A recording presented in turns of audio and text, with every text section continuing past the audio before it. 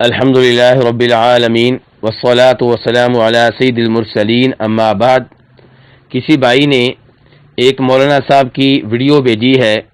جس میں وہ عید میلاد النبی صلی اللہ علیہ وسلم کے حق میں دلائل دے رہے ہیں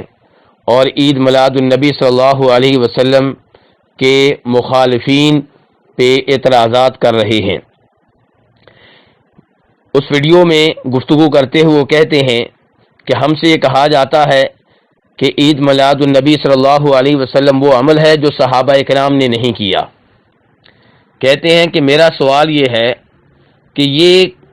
قانون کس کتاب میں لکھا ہے، حدیث کی کتاب میں یا قرآن میں یا فقہ میں، کہ وہی کام کرنا ہے جو صحابہ کرام نے کیا ہو؟ تو گزارش یہ ہے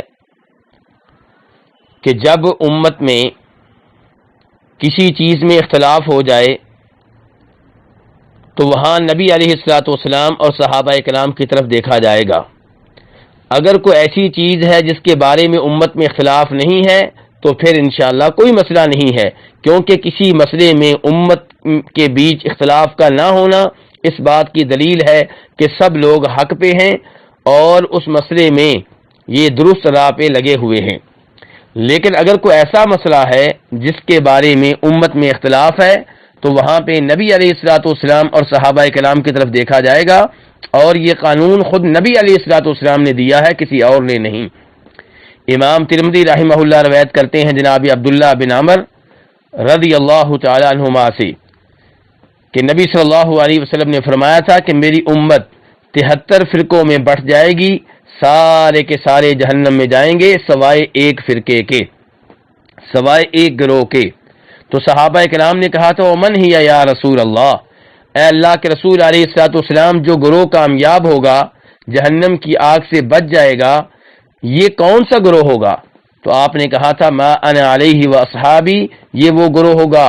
جو اس طریقے پہ ہوگا جس طریقے پہ میں ہوں اور میرے صحابہ کرام ہیں۔ ان الفاظ پہ غور کیا جائے،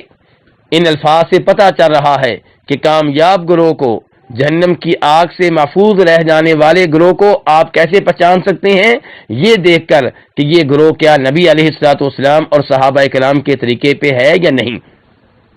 تو جو لوگ وہ کام کر رہے ہیں جو نبی علیہ الصلوۃ والسلام نے نہیں کیا، صحابہ کرام سے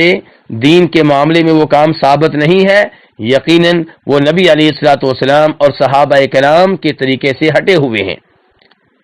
اور مولانا صاحب کا یہ کہنا کہ یہ قانون کہاں پہ لکھا ہے، اس بات کی دلیل ہے کہ وہ سمجھتے ہیں کہ ہمارا گروہ صحابہ کرام کے طریقہ کار پہ نہیں ہے، اسی لیے وہ اس قانون پہ تنقید کرتے ہوئے نظر آتے ہیں، ورنہ یہ ایسا قانون ہے جو خود نبی علیہ الصلوۃ والسلام نے دیا ہے، اور یہ وہ قانون ہے جس کو صحابہ کرام نے استعمال کیا ہے۔ چنانچہ جب جناب علی رضی اللہ تعالی عنہ کے خلاف خارجیوں نے بغاوت کا علم بلند کیا تھا تو اس وقت عبداللہ ابن عباس رضی اللہ عنہما ان سے مناظرہ کرنے کے لیے گئے تھے،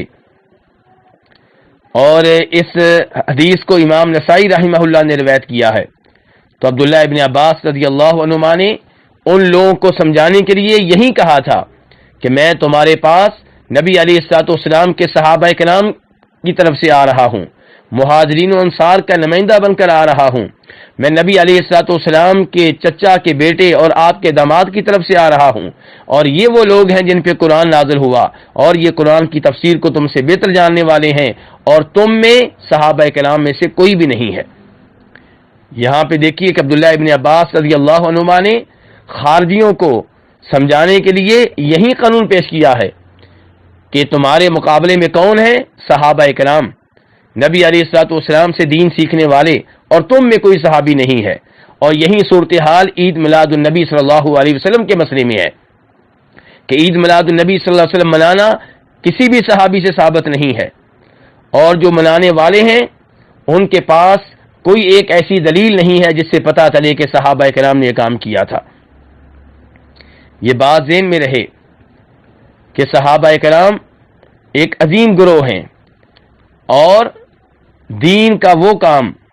جو ان کے زمانے میں ہو سکتا تھا انہوں نے پھر بھی نہیں کیا، وہ دین نہیں بن سکتا۔ آپ دیکھیے ان کو بھی معلوم تھا کہ نبی علیہ الصلوۃ والسلام سے محبت کرنی ہے، اور وہ سب سے بڑھ کر محبت کرنے والے تھے، اور نبی علیہ الصلوۃ والسلام کے بارے میں ان کو بھی معلوم تھا کہ آپ پیدا ہوئے ہیں، تو انہوں نے آپ کا یوم پیدائش بطور تہوار کیوں نہیں منایا؟ ہر عقل مند انسان کو سوچنا چاہیے کون سی وہ نیکی ہے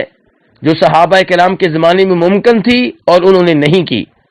یقیناً وہ ہر نیکی میں، خیر کے ہر کام میں ہم سے آگے رہنے والے تھے، اس کے باوجود جب انہوں نے یہ کام نہیں کیا تو اس کا مطلب یہ ہے کہ خیر کا کام نہیں ہے۔ آئیے امام دارمی رحمہ اللہ کی ایک روایت سنیں جس سے ہمیں ہدایت ملے گی اور اس مسئلے میں روشنی ملے گی۔ امام دارمی رحمہ اللہ روایت کرتے ہیں کہ عبداللہ ابن مسعود رضی اللہ تعالیٰ عنہ ان کے پاس ابو موسیٰ اشعری آئے اور کہنے لگے ابو عبد الرحمن، میں نے مسجد میں ابھی ایک نیا کام دیکھا ہے۔ یہ کوفہ کی مسجد کا تذکرہ ہو رہا ہے اور ابو موسیٰ اشعری کہہ رہے ہیں کہ ابو عبد الرحمن، میں نے مسجد میں ابھی ایک نیا کام دیکھا ہے، ولم ارى والحمد للہ الا خیرا، لیکن جو کام دیکھا ہے اللہ کی حمد و ثنا بیان کرتا ہوں وہ خیر کا کام ہے۔ عبداللہ ابن مسعود فرمانے لگے وہ کون سا کام ہے؟ کہنے لگے آپ ابھی دیکھ لیں گے۔ پھر کہا کہ میں نے مسجد میں کچھ لوگوں کو دیکھا، حلقہ بنا کر بیٹھے ہوئے ہیں، نماز کا انتظار کر رہے ہیں، اور ہر حلقے میں ایک آدمی ہے، یعنی کہ امیر ہے، سربراہ ہے، اور ان لوگوں کے ہاتھ میں کنکریاں ہیں۔ ان کا امیر ان سے کہتا ہے کہ 100 دفعہ کہو اللہ اکبر، تو وہ 100 دفعہ اللہ اکبر کہتے ہیں۔ پھر وہ کہتا ہے 100 دفعہ کہو لا الہ الا اللہ، وہ 100 دفعہ لا الہ الا اللہ کہتے ہیں۔ پھر وہ کہتا ہے 100 دفعہ کہو سبحان اللہ، وہ 100 دفعہ سبحان اللہ کہتے ہیں۔ تو عبداللہ ابن مسعود نے ابو موسیٰ اشعری رضی اللہ عنہ سے کہا کہ آپ نے پھر ان سے کیا کہا؟ ابو موسیٰ اشعری فرمانے لگے میں نے ان سے کچھ نہیں کہا، میں آپ کی رائے کا منتظر ہوں۔ تو عبداللہ ابن مسعود کہنے لگے کہ آپ نے ان سے کیوں نہیں کہا کہ تم اپنے گناہ شمار کرو، تمہاری نیکیاں ضائع نہیں ہوں گی، یہ گننے کی ضرورت نہیں ہے، یہ میں ضمانت دیتا ہوں کہ تمہاری نیکیاں ضائع نہیں ہوں گی۔ پھر دونوں صحابی چل پڑے، مسجد میں ان لوگوں کے پاس آئے، عبداللہ ابن مسعود ان کے سر پہ کھڑے ہو گئے اور ڈانٹنے کے انداز میں کہنے لگے ما ھذا الذی اراکم تصنعون، یہ کیا کر رہے ہو؟ وہ کہنے لگے ہمارے ہاتھ میں کنکریاں ہیں، ان کے ذریعے ہم گنتے ہیں، تکبیر، تحلیل، تسبیح، اللہ اکبر کی گنتی کرتے ہیں، لا الہ الا اللہ کی گنتی کرتے ہیں، سبحان اللہ کی گنتی کرتے ہیں۔ عبداللہ ابن مسعود نے کہا اپنے گناہ شمار کرو، میں گارنٹی دیتا ہوں تمہاری کوئی نیکی ضائع نہیں ہوگی، ان کی نیکیاں شمار کرنے کی ضرورت نہیں ہے۔ اس کے بعد عبداللہ ابن مسعود نے کیا کہا یہ سن لینا چاہیے۔ کہا اے امت محمد، تم نے کتنی جلدی ہلاکت کا راستہ اپنا لیا ہے۔ غور کیجئے کہ وہ اللہ اکبر کہہ رہے تھے، لا الہ الا اللہ کہہ رہے تھے، سبحان اللہ کہہ رہے تھے، اور یہ وظیفے کرنا نبی علیہ الصلوۃ والسلام کی احادیث سے ثابت ہے، بلکہ اس کے کئی ایک فضائل ہیں۔ لیکن یہاں پہ عبداللہ بن مسعود کیوں ڈانٹ رہے ہیں؟ کیونکہ انہوں نے یہ وظیفہ کرنے کے لیے نیا طریقہ اختیار کیا ہے۔ تو نبی علیہ الصلوۃ والسلام سے محبت بالکل درست ہے، لیکن آپ سے محبت کے لیے باقاعدہ تیسری عید ایجاد کرنا اور اس کو ایسے بنا دینا اس دن کو جیسے عید الفطر کا دن ہوتا ہے یا عید الاضحیٰ کا دن ہوتا ہے، یہ بہت بڑا دین میں اضافہ ہے۔ سنیے عبداللہ بن مسعود کے الفاظ، کہہ رہے ہیں کہ تم نے کتنی جلدی ہلاکت کا راستہ اختیار کر لیا ہے۔ یہ ہے نبی علیہ الصلوۃ والسلام کے صحابہ کرام جو کثرت سے موجود ہیں، یعنی کہ انہوں نے یہ کام نہیں کیا۔ عبداللہ بن مسعود یہاں صحابہ کرام کا حوالہ دے رہے ہیں، اسی قانون کی بات کر رہے ہیں جس قانون کو مولانا صاحب ریجیکٹ کرتے ہوئے نظر آ رہے تھے۔ عبداللہ بن مسعود کہہ رہے ہیں کہ یہ آپ کے صحابہ کرام کثرت سے موجود ہیں، یعنی انہوں نے یہ راستہ اختیار نہیں کیا، تم نے کیوں اختیار کر لیا؟ اور مزید فرمایا ابھی تو آپ کے کپڑے بوسیدہ نہیں ہوئے، آپ کے استعمال شدہ برتن ٹوٹے نہیں۔ اور پھر کہا عبداللہ بن مسعود رضی اللہ عنہ نے اس ذات کی قسم جس کے ہاتھ میں میری جان ہے کہ تم نے کوئی ایسا راستہ اختیار کر لیا ہے جو راستہ نبی علیہ الصلوۃ والسلام کے راستے سے زیادہ ہدایت پہ ہے، یا تم نے گمراہی کا دروازہ کھول لیا ہے۔ میرے بھائیوں، ٹھنڈے دل سے ان الفاظ پہ غور کیجئے اور یہی الفاظ عید میلاد النبی صلی اللہ علیہ وسلم پہ فٹ کیجئے۔ عبداللہ ابن مسعود نے کس پہ فٹ کیے ہیں؟ ان لوگوں پہ فٹ کیے ہیں جو اللہ اکبر کہہ رہے تھے، لا الہ الا اللہ کہہ رہے تھے، سبحان اللہ کہہ رہے تھے، لیکن انداز نیا تھا، گروپ کی شکل میں کنکریاں گنتے ہوئے ایک امیر مقرر کر کے۔ تو عبداللہ ابن مسعود رضی اللہ عنہ نے ان سے کیا کہا ہے کہ یا تو تم نے نبی علیہ الصلوۃ والسلام کے طریقے سے بہتر طریقہ تلاش کر لیا ہے، یا تم نے گمراہی کا دروازہ کھول لیا ہے۔ اور ہم عید میلاد النبی صلی اللہ علیہ وسلم منانے والے دوستوں سے یہی کہتے ہیں کہ یا تو تم نے نبی علیہ الصلوۃ والسلام کے طریقے سے بہتر طریقہ تلاش کر لیا ہے یا گمراہی کا دروازہ کھول دیا ہے۔ وہ لوگ آگے سے کہنے لگے جناب عبداللہ ابن مسعود سے کہ ما اردنا الا الخیر، ابو عبد الرحمن اللہ کی قسم ہمارا ارادہ برا ارادہ نہیں، خیر کا ارادہ ہے۔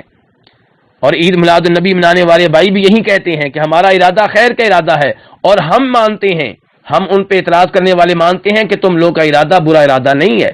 تم محبت کا ارادہ رکھتے ہو، عقیدت کا ارادہ رکھتے ہو، لیکن تمہارا عمل درست نہیں ہے۔ عبداللہ ابن مسعود نے ان لوگوں سے کہا جنہوں نے کہا تھا کہ ہمارا ارادہ خیر کا ارادہ ہے، وَكَمْ مِن مُرِيدٍ لِلْخَيْرِ لَن يُصِيبَهُ، کتنے ہی لوگ ایسے ہیں جن کا ارادہ خیر کا ہوتا ہے لیکن جو کام کر رہے ہوتے ہیں وہ خیر والا نہیں ہوتا۔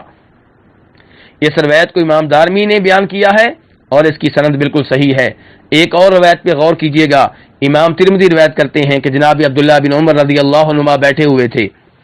تو ایک آدمی نے چھینک لی، اور چھینک آنے کے بعد کہا الحمدللہ والسلام علی رسول اللہ۔ اب چھینک آنے پہ الحمدللہ کہنا یہ تو نبی علیہ الصلوۃ والسلام کی حدیث سے ثابت ہے، اور اس موقع پہ اللہ کے رسول پہ سلام پڑھنا یہ ثابت نہیں ہے، لیکن عام طور پہ شریعت نے نبی علیہ الصلوۃ والسلام پہ سلام پڑھنے کا حکم دیا ہے، لیکن چھینک آنے کے موقع پہ سلام پڑھنا یہ ثابت نہیں ہے۔ تو عبداللہ بن عمر کہنے لگے کہ الحمدللہ والسلام علی رسول اللہ یہ میں بھی کہہ رہا ہوں، لیکن نبی علیہ الصلوۃ والسلام نے ہمیں یہ نہیں سکھایا، آپ نے چھینک آنے پہ صرف الحمدللہ کہنا سکھایا ہے، یعنی کہ اس موقع پہ نبی علیہ الصلوۃ والسلام پہ سلام پڑھنا یہ نبی علیہ الصلوۃ والسلام نے نہیں سکھایا، اس لیے یہ کام نہیں کرنا چاہیے۔ میرے بھائیوں، یہ ہے شریعت